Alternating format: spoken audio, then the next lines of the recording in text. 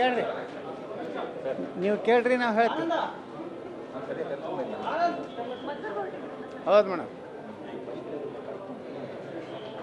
ಮದ್ದೂರಿನಲ್ಲಿ ಏನು ಘಟನೆ ಆಗಿದೆಯಲ್ಲ, ಮಸೂದಿಯ ಮೇಲೆ ಇದ್ದು ದುಷ್ಕರ್ಮಿಗಳು ಮುಸ್ಲಿಂ ಗುಂಡಾಗಳು ಇವತ್ತು ಮಹಾಗಣಪತಿಯ ಮೇಲೆ ಕಲ್ಲು ತೂರಾಟ ಮಾಡೋದು, ಕೆಲವೊಂದು ಕಡೆ ಸಣ್ಣ ಮಕ್ಕಳಿಂದ ಉಗುಳಿಸುವಂಥ ಕಾರ್ಯಕ್ರಮ ಮತ್ತು ಪಾಕಿಸ್ತಾನದ ಧ್ವಜಗಳನ್ನು ಹಾರಿಸೋದು, ಪಾಕಿಸ್ತಾನ ಪರವಾಗಿ ಘೋಷಣೆ ಕೂಗುವುದು, ಇದೇನು ಈದ್ ಮಿಲಾದದಲ್ಲಿ ಅವ್ರೇನು ಮಾಡಿದ್ದಾರೆ ಅದಕ್ಕೆ ಕರ್ನಾಟಕ ಸರ್ಕಾರ ಯಾವುದೇ ಕ್ರಮ ತಗೊಂಡಿಲ್ಲ. ಆದರೆ ತಪ್ಪು ಮಾಡಿದವರು ಅವರು.